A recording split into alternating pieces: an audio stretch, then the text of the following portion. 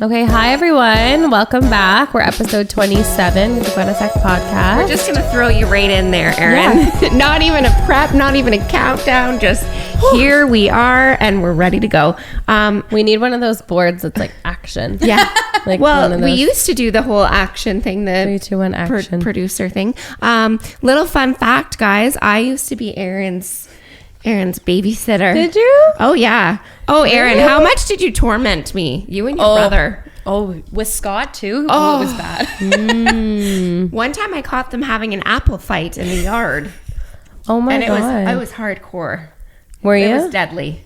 Were you like... No, I was the one trying to split it up. Because I like pictured Mary now being like, I'm going to join in. Like, I still remember one time like Scott chasing me and we ended up breaking the door to his bedroom. Yeah. And we didn't want my parents to find out. So like Scott like fixes it and we have a fan on blowing, like we put paint on it.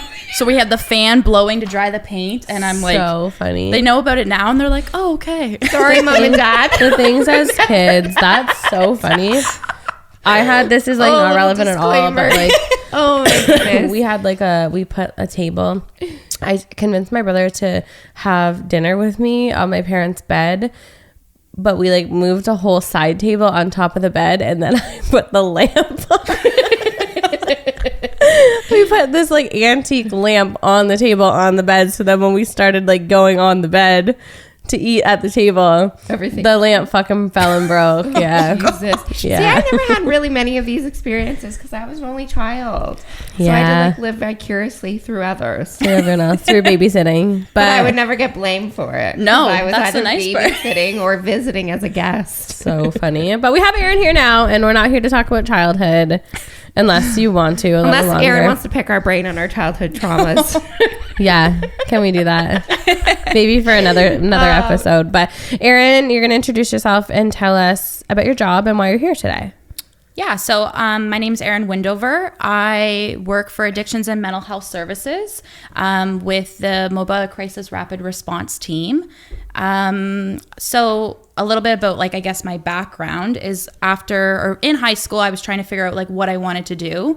And I very much knew like I wanted to work in kind of like a field that helps people. So I was like applying to nursing, policing, and then behavioral science. So I kind of sat down with my parents and I'm like, okay, like what do you think is going to be the best fit? And they were kind of talking through what they thought would work for me too.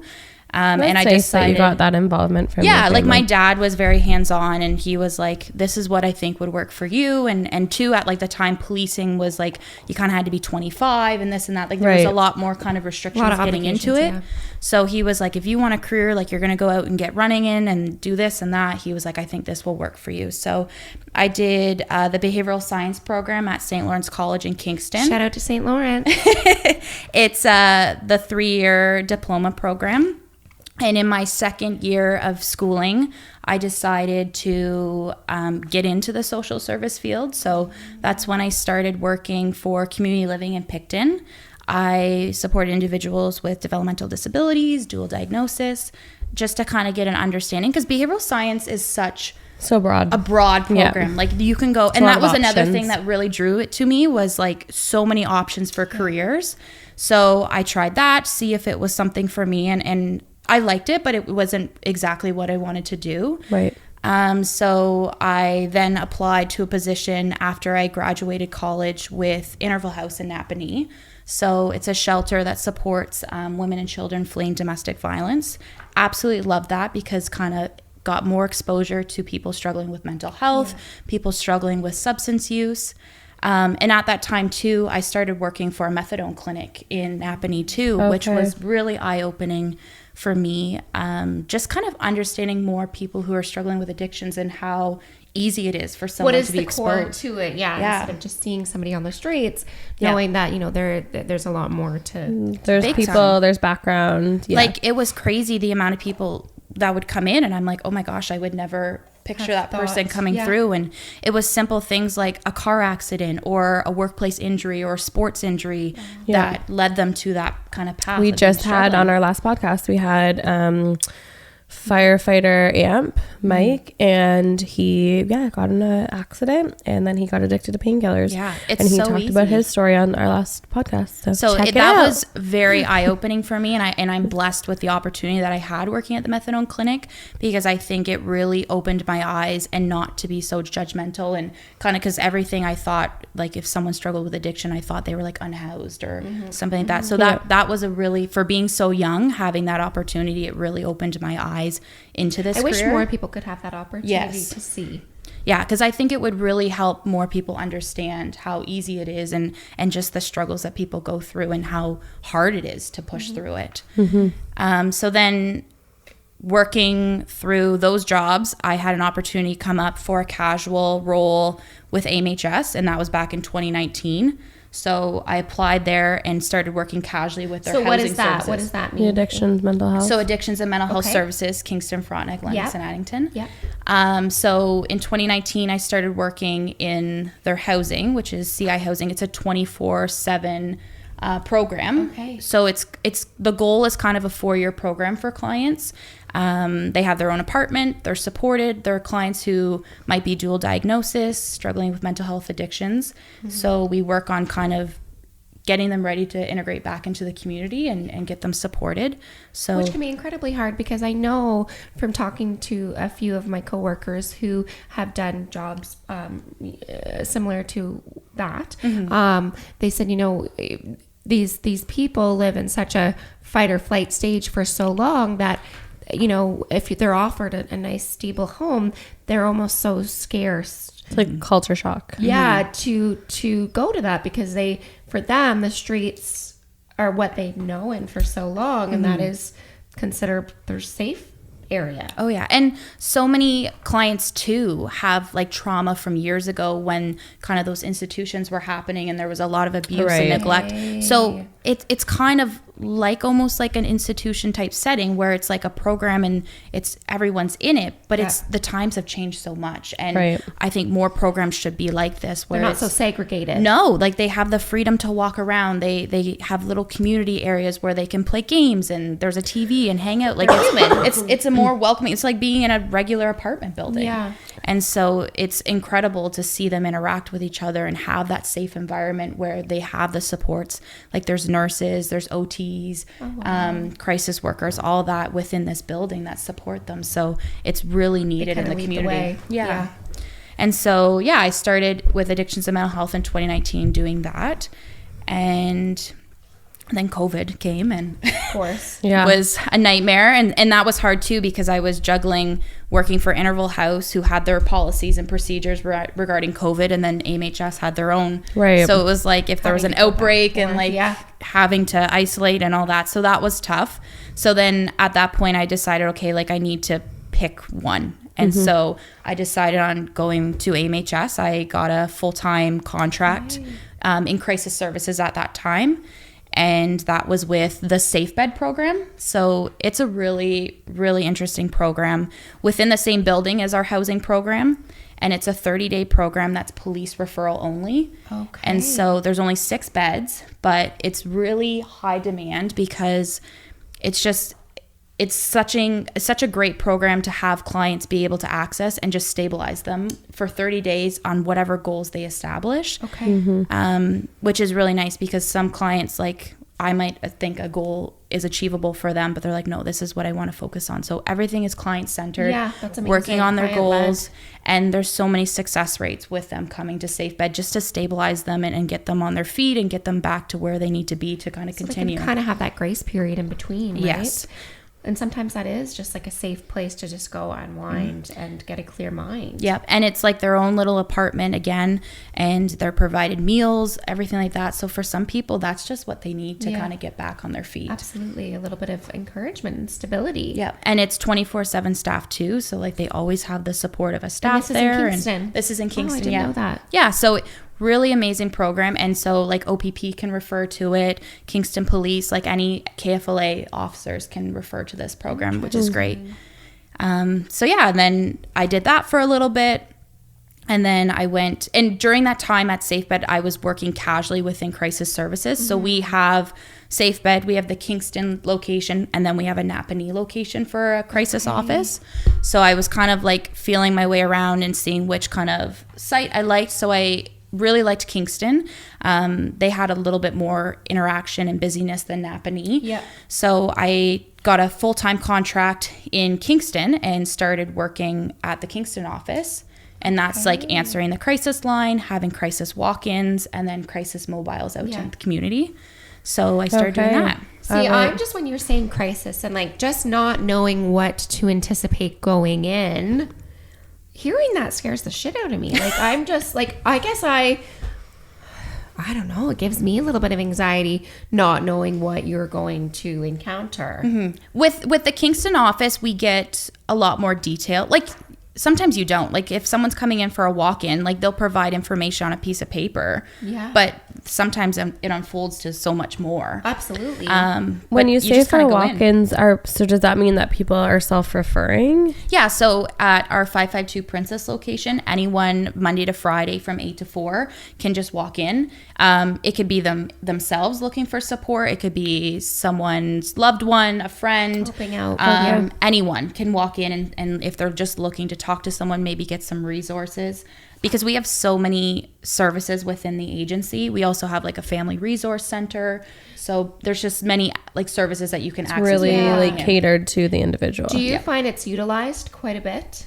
The crisis walk-ins? Yes. Yeah, like it's quite frequent. I think sometimes people forget about it, so like they might call in, and then sometimes we're like, hey, why don't you come in for a walk-in tomorrow and we can talk face to face? Because I think sometimes talking face to face is so much easier than more like personal. over the phone. Yeah, and you get too, like, it's hard to assess someone fully over the phone. Sometimes you have to see them face to face to kind of see their body language, their appearance, like how's their hygiene, all that, just to get a better like picture of how their mental health is. Absolutely. So that kind of really helped shape me to get to where I was, or I am now with MCRRT. And what is that exactly? So a training opportunity came when I was working at the Kingston office, and that's for the Mobile Crisis Rapid Response Team. Yeah. And so it's a woman from Hamilton. She's the one that started it. So she came down and did the training for us. And so it's a partnership with Kingston Police that I do, but there are other partnerships within our agency. So we have 2 MCRRTs within Napanee with OPP, and then we have one out in South Frontenac with OPP. Okay. And so our roles, and Napanee's a little bit different. They do kind of hybrid, so they do like kind of working in office and going out with officers, where my role is solely riding with the officers all day. And so we go out and we are a rapid response. So any calls that come in through 911, the non-emergency line as well, it might be something at the front desk that comes into the station. We respond to those calls. Okay. So what kind of call would it be, like as easy as compared to... Like for example, like what what is would this, be a situation? the scope of work that you might be responding to? Like, there is anything and everything that we're responding to. So something like an easy call might be someone who's unhoused that might be on a property that they're not supposed to be, and we're moving them along, and it might be talking to them about appropriate places to be. So there's like Martha's Table or shelters and all that they can go access. And it's difficult, especially now that like winter's here. It's like, where do they go? And a lot of times businesses are calling and they're like, oh, we want them moved along. So those are more easy calls. They're still difficult, challenging, to have that conversation. Well, because where do they go? Yeah. Where do we put these people? It's such a challenging thing. And I feel bad when it's raining or it's cold, and it's like, okay, they're human. Like, they're just trying to get warm. So those are, I guess, more of our easier calls. And then the harder calls are more, I don't know, like elevated crisis. So someone who might be experiencing psychosis. We get a lot of like barricade calls, people with weapons, stuff like that. So it might be someone who's suicidal, who has a weapon and they're trying to use it on themselves. So those are kind of more of the heavier calls that we deal with. Yeah. That sounds terrifying. It is. Yeah. Again, like that, I'm just sitting here thinking, super like, challenging. what are you going into? Okay, like, I don't want to jump ahead like too far into this, but I feel like this is where I need to go with it. And I asked Mike the same question on our last podcast, but like, how do you separate? Because I'm sure you've seen a lot of really disturbing things, a lot of really upsetting things, maybe even situations where you yourself are feeling like what's next here, right? Like that's a lot of pressure on you. You have to be quick. Oh yeah. And so like how does that affect your personal life? Like how do you, I know, I'm sorry, I know that's a heavy one, but we're going deep. But it just feels like it's diving. like my only thought right now is like how, like I said this in the last episode too, my uncle was a paramedic. He just like witnessed too many, you know, like child deaths and things like that. He had to leave the industry, to leave that field. And so like there was a point that he couldn't separate it anymore, and it was affecting him too heavily. Like, so I'm curious for you, like. So a big thing for me, and I've struggled with this even before MCRRT, is like leaving work at work. Right. And so like I have really bad anxiety, and I used to worry about like, oh, like what's going on at work? Like I'd check my emails and be like, is everything okay? Like, because I think I dedicate so much to helping people, and it struggles to like put that away. But leaving work at work, like as soon as I walk out the station doors, like it's done. It's your time now. It's my time.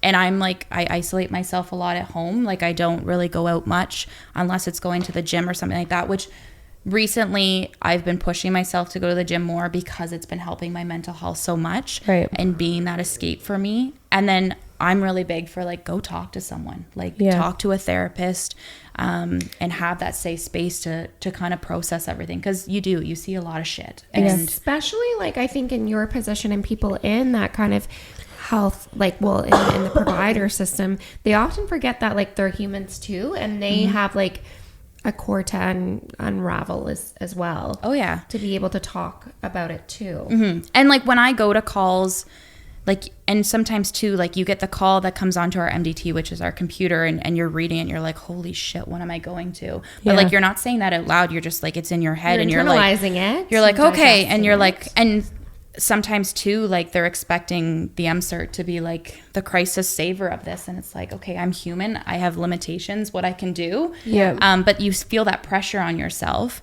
And so we're going to the call, and I'm trying to think of like everything that I can do to kind of help in your troubleshoot. Right. And a lot of times too, like the call that we're being told is not as accurate of what's actually going on. So you kind of get there and you're assessing. Can change really quickly though too, right? So quickly. And so I find like I disassociate a lot, and I'm like, I leave, like my emotions and everything leave, and I'm there to do the call. And then once I'm either back in the cruiser or I have time, that's when I feel my emotions. Right. And I just kind of let everything happen the way it is. But there are calls that hit a lot heavier, and it's like, okay, I am human. Like I'm going to have a reaction to it, but it's just kind of not, right? Yeah.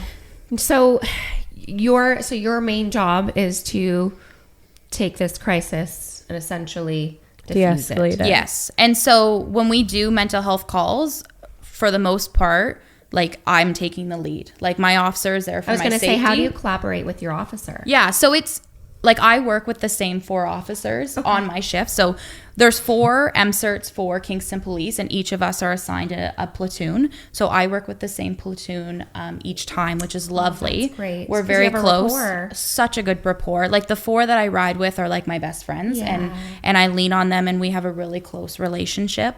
And it makes for a good time because we laugh and we have a good time, but we also can get the job done effectively. So when we go to calls, we don't really communicate too much because I have like my stuff that I have to keep confidential that I'm going through, and like they have theirs, but we also just have such a good partnership that we don't really need to communicate. We just know what we're doing. Yeah. And so absolutely, like my one partner that I ride with a lot, we had a call recently where we had very like little information. We really didn't know what we were walking into. And like he quickly goes in and he's assessing what the safety concerns are. I'm talking to the family to try to get information. And then I step in and he's like, okay, it's your turn to de-escalate the crisis. He steps back. I do my thing. He apprehends this person and it's done. So it just kind of, we don't even really need to talk. We just look at each other and we know like, okay, your time to step in, my time to step back. You're just in tandem. Yeah. I have 2 questions. Okay. I know that you talked about your experience with the methadone clinic and how like seeing, like witnessing like diversity there has been impactful for you. obviously, like you're saying right now, like you have anxiety too. Do you feel like this is probably a dumb question, but do you feel like this job has like amplified your anxiety, or do you feel like it's in a way helped like your anxiety and your own mental health because you have been given some perspective? I think it's a little bit of both. Yeah. Like, I think there are times where something happens and it does impact my mental health and my anxiety gets worse, and I go through waves where like I'm really struggling with it and it's trying to embrace it. But there are other times where I see people who are going through similar situations as myself, and I'm like, okay, like it's normal. Like sometimes I am like, oh, it's only me. And so doing this job and seeing so many people who are in careers similar to me is really helpful. And that's one thing that I've always struggled with is people don't always understand what my role is. And I hear it a lot from like family and friends, and they're like, oh, you just help like homeless people and that's all you do. And oh my God, like, that's like not even at all what I'm hearing. And so like I get kind of those like negative comments and like, oh, those are your people. And it's like, no, I help everyone. Let me be here to tell you how important it is what you're doing. And like, we are witnessing that right now. Thank you for being here. And knowing you, explaining. You were a baby. You have some like, pride probably.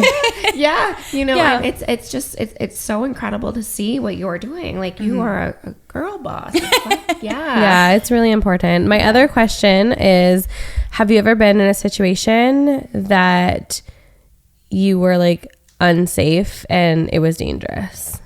Oh, all the time. Yeah. Yeah. A lot of calls that I've been at have been unsafe, and I think that's, and I wouldn't say I'm unsafe, but I think that's why you're there. That's what I'm there, because so many of like other coworkers within the agency will call MCR and be like, I can't help my client.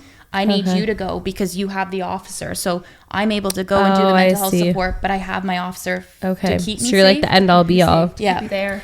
I see. But like I've had calls where like I have tasers and guns behind me, and I have to ignore all that's going on and help that person in the crisis. Wow. But you definitely would have to dissociate a little bit, I think. Yeah. It's hard to focus when there's all that going on, but it's part of the job.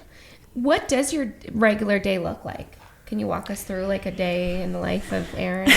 You're like, nope, because there is no sign in and sign out. There's no regular day, which is why I love it so much. Is that you never know what you're walking into. Challenging, and I love a challenge. I don't like consistency. Like I do like consistency, but like I don't want to go in. In other parts of your life, I don't want to go in and sit in the office every day and do that. Yeah. So I've done my time with that. I tried it. I was like, not me. And so, like the only thing that's consistent is I work with the same shift. I work the same days. So I work 12-hour days. I was going to say, how long I work 4 12-hour days in a row, off 4. And so that's really the only thing that's consistent. Okay. Wow. Night shifts too? Yeah. So 2 day shifts, 2 night shifts, off 4 days is the rotation that we do. Yeah. Do you find that the people that you're responding to for, like, if there was like a percentage, like, how resistant are they to wanting help? Do you show up and they break down and they want to cooperate, or how, do you know what I mean? Like, are people wanting? And it's hit and miss. Like there are some people that we show up and they have and a lot of people, or well, not a lot of people, some people see me and they're like, oh, you're one of them. You're a police officer. Right. It's intimidating. And there's a lot of negativity that I didn't realize towards police.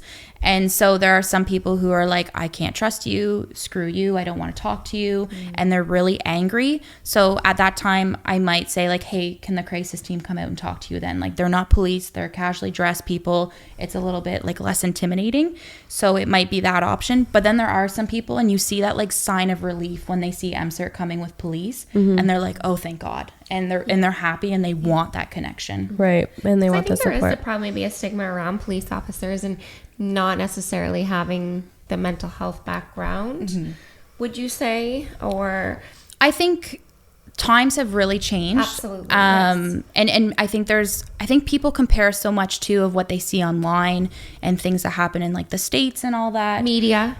Social media is the devil. Yes. And so I'm lucky enough, the officers that I do work with are like the best officers that you will ever have going to a mental health call. Like they're not forced to take me out. They weren't forced to take MCRRT training. Like they do it because they want to. Yeah. Like one of the officers that I work with, he's like the jack of all trades, and like he has military background. He took behavioral science as well. Wow. He worked in corrections. He has different perspectives. Like he has so many different perspectives and so Yeah. many skills. And so like he again is probably one of the best officers that I ride with, and we just collaborate so well because of his background. Like he's just not a police officer. Like he's so much more. He's a father. Like he has so much that he can apply and help. Yeah, so it's great, and I don't think there's anyone on my shift that I would say like that can't handle a mental health call. Like they all can do it, and they all come with like compassion and everything like that, which is great. I was just gonna say that was kind of our next question. Like in your experience, how do law enforcement officers respond to mental health crisis? Do they kind of, like you said before, you kind of lead the way, and when needed, they're there? Yeah, and there's not always going to be a time that I'm at those calls, like because there's only one MCRRT for the whole shift. Okay. I could be at another crisis, and like a majority of our calls now are mental health related. Like there's so many mental health calls. A lot of interpersonal behaviors and stuff too, right? And so they might be on another call, and they sometimes might call me and say, hey, Erin, I need some advice on this call, or they're handling it themselves. So they do an excellent job. They have the training. Like Kingston Police does excellent job training their officers. And so I think they know what they're going to do. It is really helpful when I am there because I have so many resources and different insights on things, but they do Do you guys ever like triage your calls? Like if you're at one call supporting something and then something else came up that was like, there has been, so like, yeah, when calls come through to dispatch, they triage it.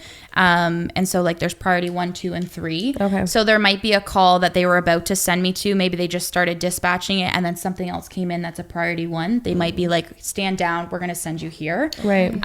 So yeah, there are times when that happens. Okay.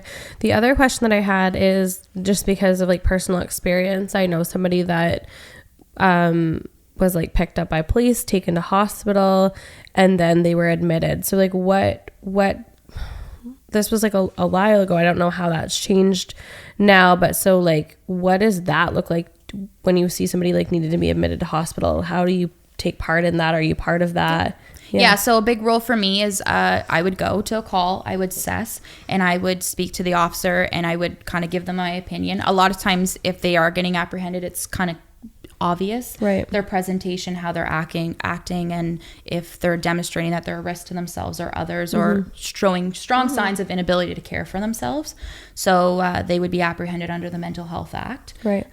We would transport them to KGH, and typically if I'm on that call, I'm talking to the charge nurse, I'm giving the information, I'm advocating. If I have information within my agency as well, I'm talking about that with them, and just making sure that we can get them the support that they need. Right. Because a lot of times too, we're dealing with clients who have been apprehended a couple of times. And so I'm like, I want this to end. I want them to get the help they need. And so sometimes they have gone to the hospital on their own and they might not have gotten the outcome that they wanted. So I really try to be the voice for them. And you're the advocate. Yeah. And so I advocate, like, and sometimes I'm like feisty, like I'm like, no, like I'm not taking this no for an answer. We've had times where they're like, oh, I don't think we're going to form them at the hospital. And I'm like, no, like this is what I saw. And this is what needs to happen. And so there's times where I've taken pictures of the state of someone's home to really show them kind this is how bad it is. Well, because people also, so this person that I'm thinking of had been formed once, been to the hospital a second time, and they knew at that point they didn't want to be formed again, so they didn't tell the truth about, you know, like self-harm and feeling suicidal. And so they get to know the system, they get to know. So I think it's important that you're stepping in to be able to really cement in like what you're witnessing, because you're seeing the environment it's just they're coming continue. from, not just some face showing up. And some people don't have, like, when you go, sometimes they don't really know the full story, or the client doesn't have the insight. And so they might not think it's that bad, but it's like, I'm assessing and I'm using the mental status exam to like really see the full picture. And I'm like, no, like this is bad. And so I'm advocating for them and explaining like what is going on. Yeah. So speaking of assessing, we asked Erin when we came in, if she assesses people around her, because she came to my house and I am like a hot mess, and I'm like, what's going on with me? Like, am I concerned? Am I in crisis right now? But like, I think you're just human. I'm just human and just, And it's fine. But you said that you assess everybody. You like to watch people. I am a big people watcher. I am too. And that's why I love this job, because like I can put my sunglasses on and we're just driving around and I'm just watching I love going to a cafeteria and just sitting there eating my fries and watching everybody. And my friends often laugh at me. They're like, oh, Tamara, you know, I'm just like, oh, they're, you know. She's like, always diagnosing people with autism. Yeah, but I just, but you know, with a background in psychology, and all the assessments and stuff, you're like, oh yeah, they hit the marker, or they hit the marker, or they're on the spectrum. I think I'm on the spectrum. Oh, and gosh. like, you know, we She's all not. are a little bit on the spectrum, I think. But That's why it's a people laugh at me, spectrum. but you have to understand, when you have a background, and it's almost does you bad as well, because you're constantly assessing yourself in situations and like overthinking, and there always has to be a reason for something, or a reason for a behavior, right? What is it? You know, am I escaping something? Oh, absolutely. Yeah, so I don't know, it's just it's a different way of life, I guess. Do your friends and family pick that up from you? They're like, stop. Oh my gosh, the Working amount on of me. times that I've like said something to my dad and he's like, I'm not your client. Yeah, yes, I'm not your client. And I'm like, no, Dad, like this is what I'm seeing of concerns. And he's like, leave me alone. So funny. So funny. He knows you're right. What do your parents do? Because when you're talking about how they help support you support you taking this course, like program, what do your parents do?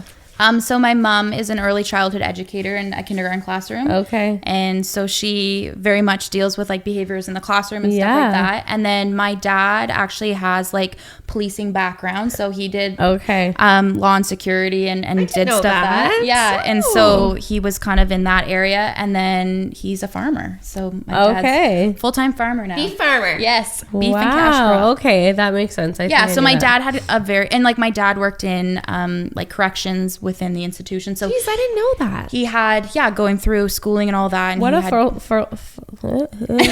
full circle. Yeah, so Sing for you then. I think he really understood more what I was getting myself into, because I remember at one point I was like, oh, maybe I'll do like mental health within corrections and this and that, and he was like, I want you to go this way a little bit more. So even More when I like don't agree stuff. with him, I was like, I think my dad helped. You have trust. Yeah. He got me where I was. Where you are. Do they worry a lot about you right now?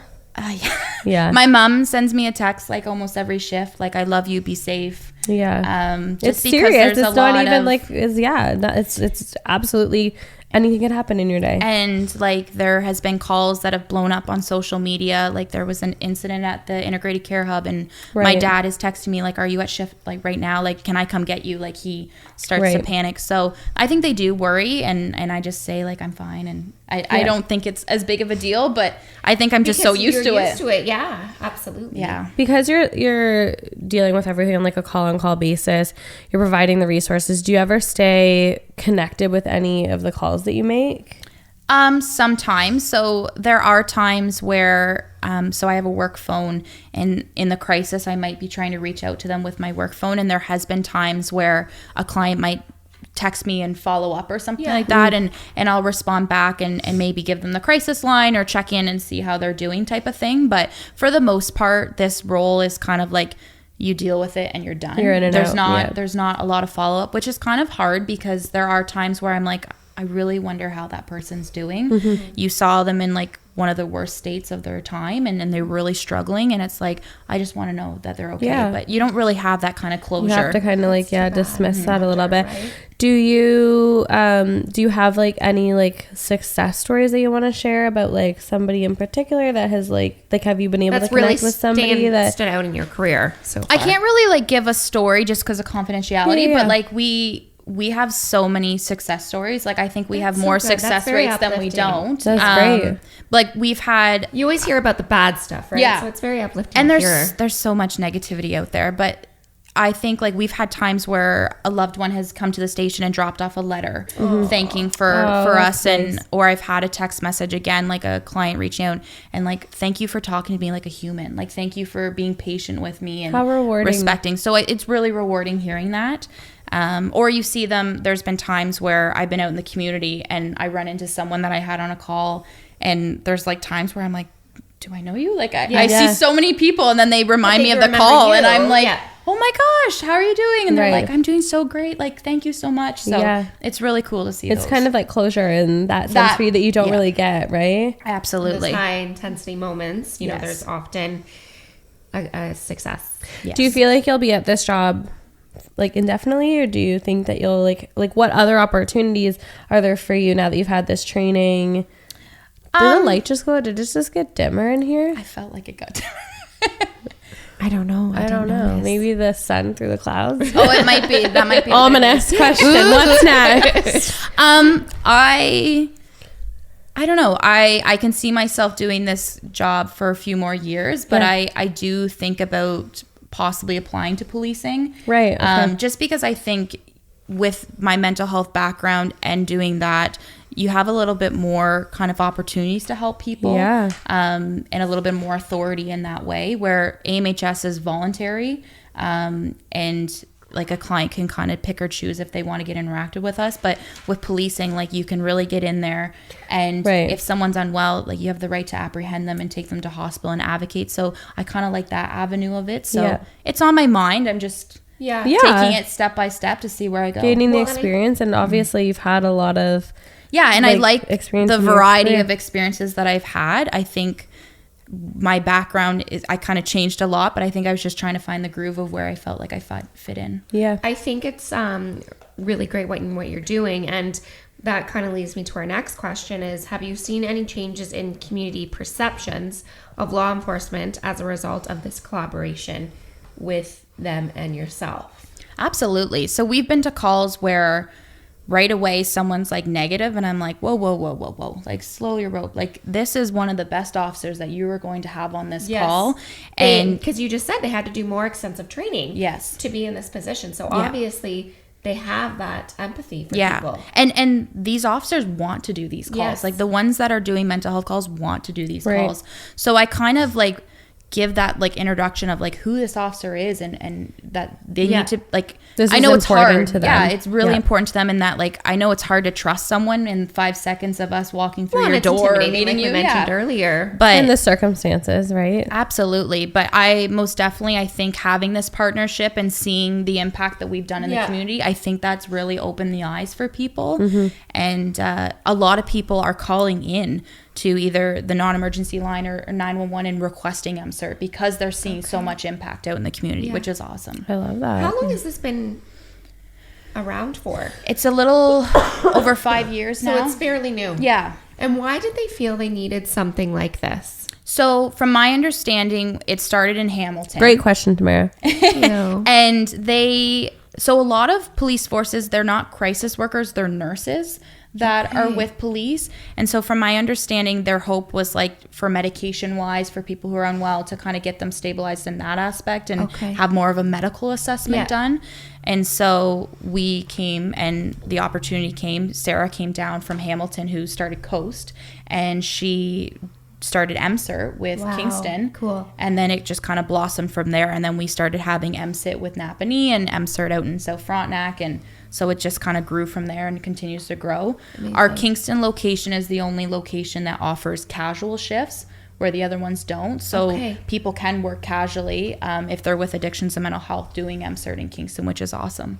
And does Napanee and South Frontenac, do they also have a walk-in option to access? So Napanee, their walk-in option is at the Napanee office on Dundas Street. South Frontenac, no. So South Frontenac is just out of the Addington OPP station. Right. And then the Napanee is out of the OPP station right in Napanee. Right. So like they can walk in and connect with them like through that aspect, but it's a little bit different than just like a regular crisis walk-in. Right. So what I'm hearing is, you know, you guys collaborating together has a positive impact. Yes. On the community. Absolutely. Why are you laughing at me? I just seen her face in the background. You're so funny. So what I'm hearing is, did you like that little therapy? Joey's giving me the signal. Am I not talking into the mic very well? I couldn't. Am I doing better? Sorry, for those who can't see, so Joe's good. giving me the signal that I might have to wear the headphones. He did this to me one time. He's threatened her with headphones a couple of times. Gosh. I felt like I was doing better, no? I don't know. I'm just You perfect. do very well. You're do. natural in this. I was made to podcast. Okay, so you said that in order for you to like be, to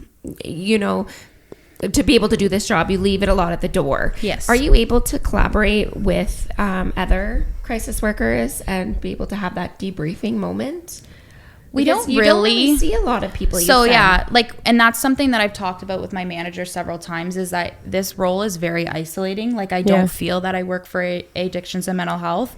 I don't see anybody unless I like stop in at the office or I'm picking up an extra shift. Kind of thing? Okay. Like I don't see anybody. There are times where like I'll reach out to our team leader or my manager to maybe debrief a call if it was quite heavy. There are times where a coworker, because we read the notes that we're logging to keep on track of everything. And so there might be a call that they saw that day that they're like, holy shit, Erin. And they'll reach out and be like, hey, how are you doing? But we don't really. So what mental health supports are in place for you guys? What irony is that you guys are Mike this, and it was very scary when he said and hardly Mike anything. is working on creating something for himself. Definitely check that podcast out. But yeah, they expect you to deal with all this mental health stuff, but that weighs heavy on your mental health. So that was something like we were kind of touching base on before we started, is that like there needs to be that. Like our work has EAP, which I have my own feelings about that. Okay. What's EAP? It's just like counseling services through our agency. Like it's a third party type thing. I haven't had the best experience with it, so I go out and get my own therapist out on my own that I feel is going to be best fit and take. That's probably true for everybody. Like I've seen a few counselors. Some felt like a better fit than others. Yeah, and that's going to be the thing where like EAP, you just get assigned someone. Right. Where like I want to go and pick someone that I feel like works with me. Yeah. So yeah, like I do that on my own, but there really isn't much debriefing, which I think needs to happen, especially with this role. And I've asked about that several times, but yeah, kind of what Mike talked about in the last podcast, like there really isn't much, and there needs to be more debriefing after heavy calls, even just for the officers. Well, because you sign in and you're like this way for what, 4 shifts or how many shifts you are on, and then it's like, okay, now there's quiet. Yeah. And that's like putting on your own oxygen in. mask first though, right? You're like going out and like, we've like touched on what a priority it is that you're doing this job, but where's the care for you? Yeah. And like my partner, he's a first responder as well, and he knows when I've had a rough day that I just come home and I don't talk, and he knows that I need my space. But eventually Chris will like reach out and be like, what happened today? Like, are you good? Do you want to talk about it? What can I do to help you? Probably challenging too with like the confidentiality piece that you always want to keep that like safe and sacred. So like absolutely, and it's so hard because I can't give details, but I can just say like I had a bad day. And he always is like, how can I support you? Or he's like, do you want to go for a walk? Do you want to do this? So he's really good to try to like get me out of that kind of rut. But like he also knows like sometimes I just need the space, a little bit of time to just be alone, just to digest it. I think because like you said, you disassociate so much on shift that I'm sure when you clock out and you're driving home and probably in silence at this point, and you're like, whew, that was heavy, and now it's all kind of coming back to you. What like advice would you give to other mental health professionals considering a similar role in law enforcement? Most definitely, like kind of, and I think this worked best for me, but get your experience in different areas, get that diversity. That's great advice. You have to build a toolbox because you're quite, you're kind of on the hop of things. Because if you're just kind of focused in on one thing, when you get into a role like this, you're going to feel like you're struggling not prepared. And you're not prepared, because that's one thing that's really big in MCRRT is that we support anyone and everyone, where everyone else in our agency, it's 15 and up. But like I'm going to calls of like young children, like anything that you can think of. Like we're going into schools, people's homes, the community, out in woods, businesses, like anything and everywhere Right. we are going, and it doesn't matter your age, who you are, we are supporting you. Yeah. So with this role, like you have to stay up to date with different things. And I struggled at first with resources for kids because that wasn't something that I knew, because it's not something we supported. So it's connecting with community partners and just having those conversations. Having a good network. Yeah. So most definitely, like, get your experience out there in different areas. And if you think you want to do something like this, contact your local police force and request to do a ride along. So you can do that and just see, like, if it's Oh my something God, you I can could handle. never. I would just be like, Like, I get really bad motion sickness, and so, like, I was at first, I'm like, can I handle this? Like, am I gonna get sick in the car? And like, I would be like, I get motion sick. I'd be like, can I drive? Yeah, you should be. Can I just drive? How Could do it you be use okay those if I sirens? drove? so I am like Show me very the way. like control freak, and I like to be in control of things. And so the guys are gonna laugh at me, but when we go to priority 1 calls, they're like, oh, here's Erin, and I'm like holding on to the handles and like bracing myself, because it is like terrifying sometimes. Like, they're going lights and sirens, and when you see like police coming to a set of lights and they're squeezing through cars, I'm just like, oh my God, I know. hold on. Oh my God. Like, hold And the like, helmet we are out. going as fast as we can because we have to get there so quickly. And like, I'm like, oh my God, please give me What the an wheel. adrenaline rush. Oh, it is. It's amazing because once you get there, you're like, yes, let's get this. Yeah, we And did it. Let's go. I would But- puke. I would throw up. Yeah, Katie when we're did. like Okay. squeezing through cars, I'm like, oh my God. I think, excuse me. We're coming through. Sorry. I'd be sorry. Excuse Just me. like, sorry. We're coming through. Scooch over. Great. I'm just What gonna- message do you hope to convey to the public about mental health and its intersection with policing? Oh, one thing that I really want to like put out to the public is like, put your phones away. So Erin. many people, we will be in such a big crisis and people are recording Okay, it. all right. I thought you meant in general. I'm like, I No, still I I have just my want to phone. run over and be like, give me that Oh, phone. like someone will be having the worst fucking day of that's their so life. upsetting. And Yeah. people are putting it on social media. They're commenting on Reddit. They're making up their own like accusations of what's going on. And then that person, when they come off their crisis and they go on and they see them in that terrible space, Yeah. Upsetting. it's like, holy Have some shit. respect. That's really Like, good feedback. Seriously, like if you are having your worst day of your life, do you want it blasted all over the internet? And so that is a big thing. Or like people are on Snapchat and they're taking pictures of MVCs. Like someone might be deceased at this call, Yeah. and you're posting it out there, and that's how their loved one's gonna find out. So I get like super Get off upset. your phone. Yeah. Like stop recording, and like some Have people some see respect. just like a split of what's going on, and there might be hands on with the police, and they're like, oh my God, like no, we're doing that to keep this individual safe. And Yeah. so people just blow things out of proportion or make their own story of what's happening, and it's really It makes it upsetting. more challenging for you to do your job, because then there's this, again, this like mistrust perception happening Oh yeah. to like villainize you and police. Yeah. Challenging. Absolutely. Good feedback. So yeah, that's a topic that gets me fired up. Yeah. Because it really, I feel for the individual that's in that crisis, and I just feel because that everyone's already seeing it enough. They don't need. like we've had recorded calls and- where people are out there, it's like a dinner and show to them. They're out there on their front step with a coffee and laughing, and I'm like, this person Yikes. is really struggling, and Do you this ever is just how say something to them? Like, are you allowed to? no.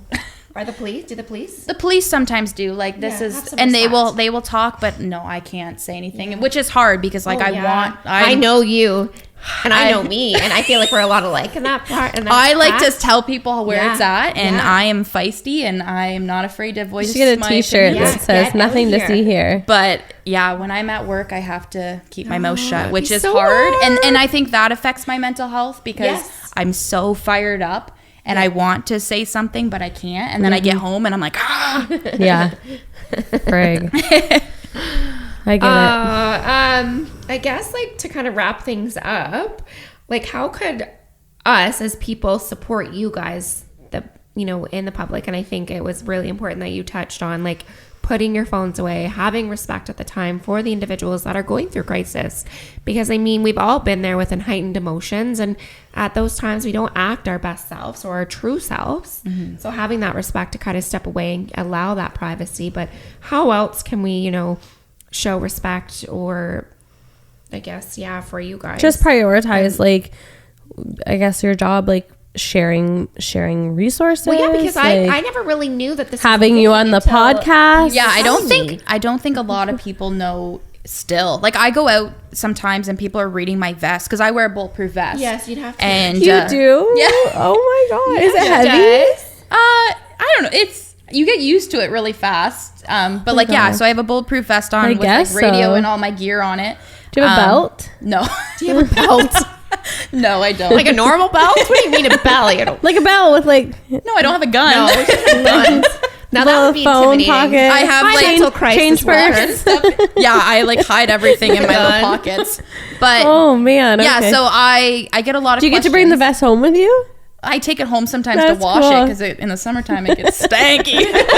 But I have like a locker that I keep all my stuff in at the station. But yeah, like there's times where like I'm out and about and someone's like, what the heck are you? What is like, that what mean? is Yeah. that? And they see AMHS crisis across my chest and they ask questions. And so like ask questions. If you see us out and about and you're like, who the heck is that? What is this? Talk about it. Talk about it. If you see someone struggling, reach out, like call the crisis line with addictions and mental health. If you think someone might benefit from that, or if you think someone would benefit from police interaction, call into the I have one more non-emergency line. question before we close, because like this is just something that I felt in the past. Like I'm like curious. Sometimes I feel concerned about an individual, and like it feels scary to reach out. Like, what would you say to somebody who is like maybe on the fence about seeking care for somebody or for themselves? You just don't want to hurt that So- individual either. At any time, you can call the Addictions and Mental Health Crisis Line and be anonymous. Like, And you kinda do get an not- opinion? You do not need to disclose who you are Okay. or who you're calling about. Right. But if you just want to have an anonymous conversation and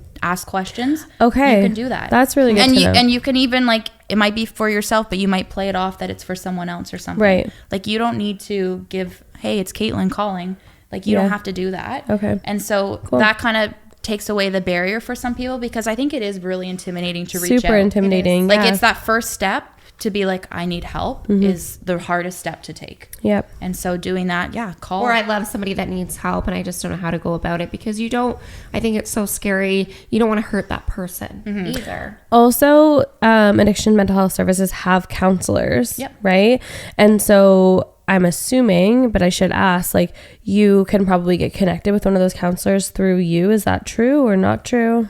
So yeah, through me, I can do referrals as well. So when I go out to calls and I think someone needs support, I can either do a referral after I finish that call, or I can forward it over to the crisis team to maybe follow up with them the next day or later that day, and maybe they do a referral at that point. But yeah, they can get connected. That's a big thing that I do is connect them to resources, referrals, and just diverting. Amazing. Thank you for everything. Thank you for sharing everything. See, it wasn't that bad, right? You did great. It's a lot, but yeah. Yeah. Look at Bree. I know. I feel like we're like angel and devil on your shoulders. Like, At one point I was like, I don't know where to look.